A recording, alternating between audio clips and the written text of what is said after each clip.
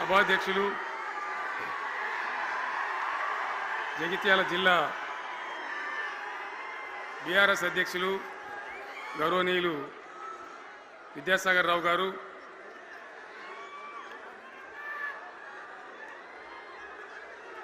గౌరవనీయమైన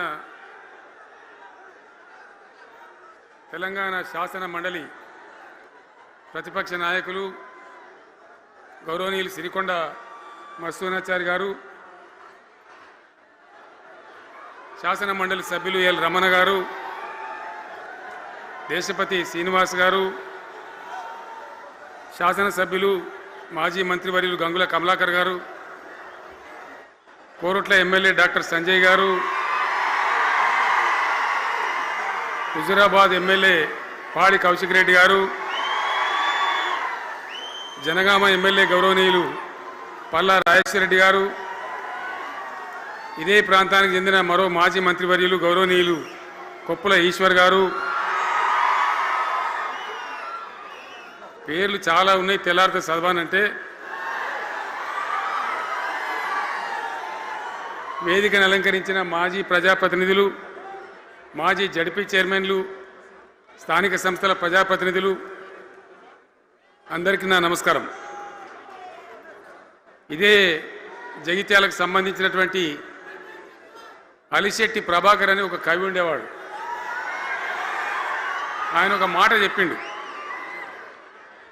చీకట్లో జడుసుకుంటే ఒక చెట్టే నీ చుట్టూరా అరణ్యమై భయపెడుతుంది,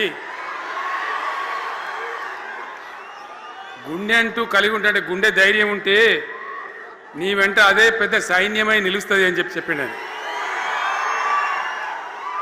ఇలా నా కళ్ళ ముందున్నటువంటి మీరు, మీతో రెండింతలు బయట రోడ్ల మీద ఉన్నటువంటి అశేషమైనటువంటి జీవన్ రెడ్డి గారి అభిమానులు, మీ అందరి ఆశీర్వాదంతో ఈరోజు జీవన్ రెడ్డి గారి చేరిక కరెక్ట్గా, ఆయన గుండె ధైర్యం ఉన్నాడు కాబట్టి, ఉన్నట్టు నికాలస్గా మాట్లాడతాడు కాబట్టి ఇలా ఆయన నిర్ణయం తీసుకొని ఇంత పెద్ద సైన్యాన్ని తీసుకొని తెలంగాణ రాష్ట్ర భవిష్యత్ ప్రయోజనాల కోసం ఆయన బీఆర్ఎస్లో చేరిన విషయం మీ అందరికీ తెలుసు. ఆయన వెంట మీరందరూ వచ్చి, ఎవరైతే అందరూ ఈరోజు చేరినరో, ఇంకా రాని వాళ్ళు కూడా ఉన్నారో గ్రామాలలో పట్టణంలో, మీ అందరికీ ముఖ్యంగా జీవనన్న గారికి, ఆయన వెంట వచ్చినటువంటి ప్రతి పౌరుడికి, ప్రతి అన్నకు, ప్రతి తమ్ముడికి, ప్రతి చెల్లెకి కూడా పేరు పేరున బీఆర్ఎస్ రాష్ట్ర అధ్యక్షుడిగా నేను హృదయపూర్వకమైన స్వాగతం, సుస్వాగతం తెలియజేస్తా ఉన్నాను. జీవన్ రెడ్డి గారి గురించి నేను ఎక్కువ చెప్తే మాది మేమేదో డబ్బా కొట్టుకున్నట్టు అవుతుంది. ఎందుకంటే ఆయన గురించి మీ లోపల తెలియని వాళ్ళు ఎవరు లేరు ఇక్కడ. 40-45 సంవత్సరాల నుంచి మేము స్నేహితులం, చాలా దగ్గర మిత్రులం. వారు చెప్పిన వారి ఉపన్యాసంలో భిన్న రాజకీయ సిద్ధాంతాల వల్ల విడివిడిగా పనిచేసినాం, కానీ మా స్నేహితంలో ఎప్పుడు లోపం లేదు. చాలా చాలా బాధలు, మంచి చెడ్డ సుఖాలన్నీ కలిసి పంచుకునే వాళ్ళం, అభిప్రాయాలు కూడా కలిసి పంచుకునే వాళ్ళం. బాబు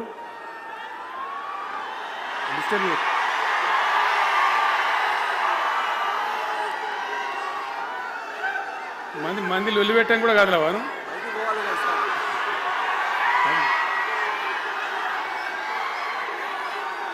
చాలా కలిసి పనిచేసినాం. ఆయనకుండే నిబద్ధత, ధైర్యంగా ప్రజా జీవితంలో పనిచేసిన పద్ధతి ఎంతమందికో చాలామందికి ఆదర్శంగా నిలిచినటువంటి వ్యక్తి. జగిత్యాల్లో ఆయన పుట్టి పెరిగి రాజకీయంగా చాలా పెద్దవాడు అయినాడు మీ అందరి దీవెనతో. కానీ ఒక జగిత్యాల్లోనే కాదు, ఆయనకు పాత కరీంనగర్ జిల్లా వ్యాప్తంగా, అట్లనే పొరుగున ఉన్నటువంటి అనేక జిల్లాలలో చాలామంది జీవన్ రెడ్డి గారి అభిమానులు ఉన్నారు. చాలామంది. మీరు లొల్లి పెట్టకుండి, మీ ఫోటోలే బయటికి పోతున్నాయి. అది లైవ్ టెలికాస్ట్ ఉంది, దానిలో మీ బొమ్మలు టీవీలో కనబడుతున్నాయి మీ ఇంటికాడ. లొల్లి పెట్టకుండి. ఇక సెట్ అయిందా?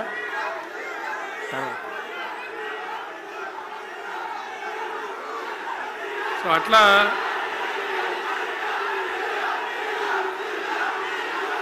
ప్లీజ్ ప్లీజ్ ప్లీజ్ చాలా విషయాలలో ఆయన ఎంతోమందికి ఆదర్శంగా నిలిచినాడు, పనిచేసినాడు. ఈ ప్రాంతం గురించి తన ప్రాణం పెట్టి పనిచేసినాడు. ఆయన మంత్రిగా ఉన్నా, ఇంకో హోదాలో ఉన్నా, ఎమ్మెల్యేగా ఉన్నా, ప్రతిపక్షంలో ఉన్నా తన ఏరియా అభివృద్ధిని ఏనాడు కూడా ఆయన విస్మరించలేదు. లేకపోతే అన్ని పర్యాయాలు మీరు ఎందుకు గెలిపించారు, ఎందుకంత గుండెల్లో పెట్టుకున్నారు? నేను ముఖ్యమంత్రి అయినా వారు ప్రజాప్రతినిధిగా కరీంనగర్లో జరిగినటువంటి సభకు వచ్చింది. అందరూ మాట్లాడిన చాలామంది, తాను మాట్లాడుతూ ఒకటే మాట కోరిండు, అయ్యాక బోర్నపల్లి అనే కాడ గోదావరి మీద ఒక బ్రిడ్జ్ అవసరం మాకు, అది కంపల్సరీ కావాలి అంటే నేను ఇక హోదాలు బీదాలని మర్చిపోయి ఏంది జీవన్న మళ్ళీ చెప్పండి అంటే చెప్పిండు ఆయన. వెంటనే అక్కడి నుంచి ఆదేశాలు ఇచ్చి 70-80 కోట్ల రూపాయలు మంజూరు చేసి ఆ బ్రిడ్జి అప్పుడు కట్టించినాం. తన యొక్క నియోజకవర్గం పట్ల, తన ఏరియా పట్ల, తన పరిసర ప్రాంతాల ప్రజల పట్ల ఆయన కనపరిచిన ప్రేమ అదంతా కూడా చాలా అద్భుతం. అందుకే ఆయనకు అంత మంచి పేరు కూడా ఉంది. అది నాకంటే మీకు అందరికి బాగా తెలుసు.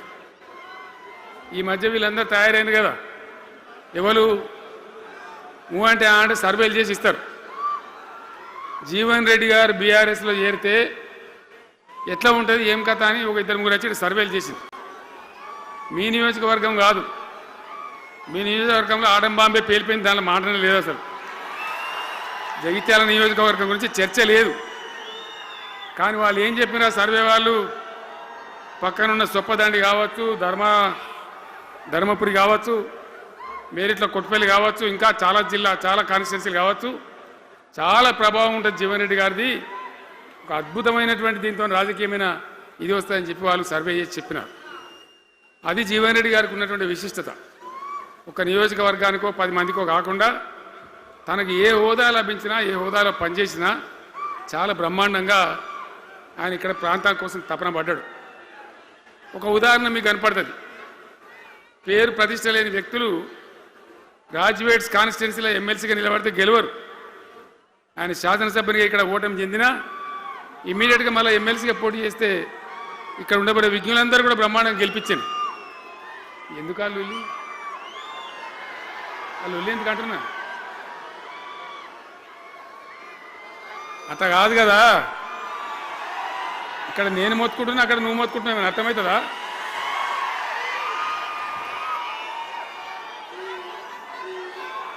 ఏయ్ ఆగవా బాబు, ఆవిడ వెనక ఊరేటోడు మనోడేనా?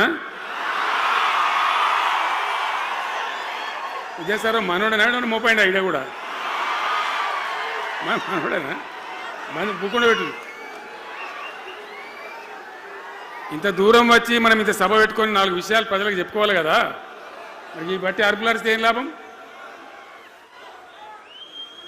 సో అట్లా జీవన్ రెడ్డి గారు తన రాజకీయ ప్రస్థానాన్ని ఒక సమితి ప్రెసిడెంట్గా ప్రారంభించి ప్రజా సమస్యల మీద పోరాటం చేసి సివిల్ లిబర్టీస్లో కూడా అడ్వకేట్గా నాడు ఎంతోమందికి పౌర హక్కుల సంఘానికి కూడా మద్దతు ఇచ్చి అచ్చమైన నికార్సైనటువంటి ప్రజా కార్యకర్త నిరూపించుకొని అంచెలంచెలుగా ఎదిగి ఇంతకుముందే ఆయన చెప్పినట్టుగా అనేకమైనటువంటి పదవులు ఆయన చూసినాడు. పదవులైన కొత్త కాదు, బ్రహ్మాండంగా శాసనసభ్యుని గెలవడం, మంత్రి పదవులు అలంకరించడం, అనేక రంగాలలో అనేక రకాలుగా పనిచేయడం అంతా కూడా మీకు తెలుసు. నేను కొత్తగా చెప్పే అవసరం లేదు. నేను ఒక్కటే మాట మీకు మనవి చేస్తా ఉన్నా. జీవన్ రెడ్డి గారు నేను మొన్న కలిసినప్పుడు ఒక మాట అనుకున్నాం. మేము ఎట్లా ముందుకు పనిచేద్దాం ఏంది, మేమిద్దరం మూలకోలం అనుకొని ఒక కుటుంబంలో అన్నదమ్ములాగా పనిచేద్దామని చెప్పిన నేను. ఇంత ప్రేమగా అంటే మనం కుటుంబంలాగా ఈ పార్టీకి బ్రహ్మాండమైన ఒక పిల్లర్స్ లాగా పనిచేసి ముందుకు తీసుకొని పోదామని చెప్పి నేను చెప్పడం జరిగింది. ఈరోజు పార్టీలో వారు చేరిన వెంటనే చాలా బ్రహ్మాండమైనటువంటి మనకు ఒక ఊపు వస్తూ ఉంది. నేను జీవన్ రెడ్డి గారిని కోరుతా ఉన్నా, జగిత్యాల మందం కాదు, జగిత్యాల జిల్లా కాదు, పాత కరీంనగర్ జిల్లా కాదు, మీరు ఆదిలాబాద్ చూడాలి, నిజామాబాద్ చూడాలి, పరిసర జిల్లాలు చూడాలి. పార్టీ ప్రధాన కార్యదర్శిగా ఈ నిమిషం నుంచి నేను అపాయింట్ చేసుకుంటా ఉన్నాను. బ్రహ్మాండంగా ఈ ప్రాంతం అంతా కూడా మీ సేవలు అవసరం ఉన్నాయి పార్టీకి. అదే కాదు, 600 ఏది ఏమైనా ఏమైతుందిడా 100% మళ్ళా బీఆర్ఎస్ గవర్నమెంట్ వస్తుంది. వస్తుందా? వస్తుందంటూ చేయలేవట్టుంది. ఒకసారి కెమెరాలు కడ దింపురా బాబు. వస్తుంది కదా. ఇయాల జీవన్ రెడ్డి గారు పార్టీలో ఏ బాబు కౌశిక్ రెడ్డి జర ఆగబట్టు వాళ్ళు.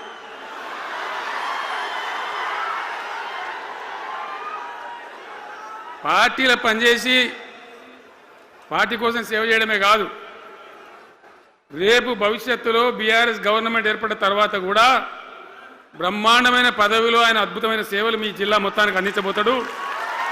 తెలంగాణ రాష్ట్రానికే ఆయన సేవలు అందించబోతాడు. ఇది నా మాట, కేసీఆర్ మాట అని నేను జగిత్యాల గడ్డ మీద చెప్తా ఉన్నా. నేను ఎక్కడన్నా మాట ఇచ్చినంటే తప్పలే. కాబట్టి జీవన్ రెడ్డి గారిని మీరు జగిత్యాల మందం మీరు యుద్ధం చేయాలి. యుద్ధం చేసేదానికి ఆయన ముఖాబిల మనిషే లేడీడా, మీరు సరిపోతారు. ఆయన నాకు అప్పచెప్పాల బయట పనిచేయడానికి. కరెక్టే కదా? అట్లే చేద్దామా? అట్లే ముందుకోదామా? జగిత్యాల యుద్ధం మీ వంతు, తెలంగాణ యుద్ధం మా వంతు. ఓకే కదా?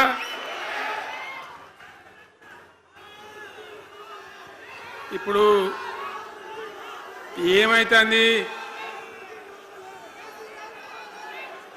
ఏం కావాలి?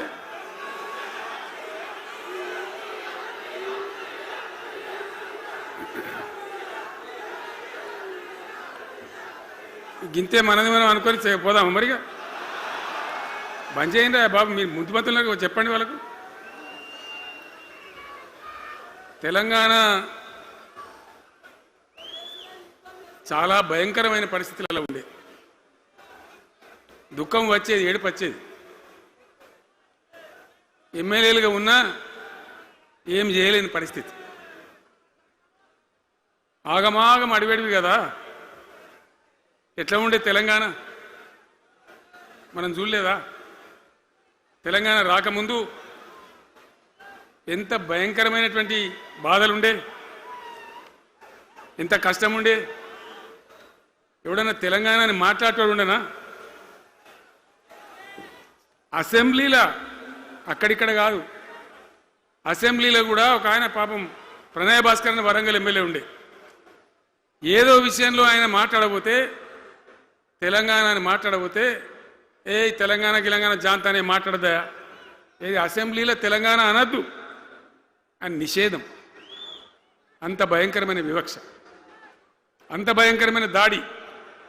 మన భాష మీద దాడి, మన బతుకు మీద దాడి, మన నీళ్ళ మీద దాడి, మన ఉద్యోగాల మీద, మన వనరుల మీద, మన ఆస్తుల మీద మొత్తం దోపిడీ చేయడం తప్ప ఇక్కడి ప్రజలను బికారీలాగా వదిలిపెట్టినారు.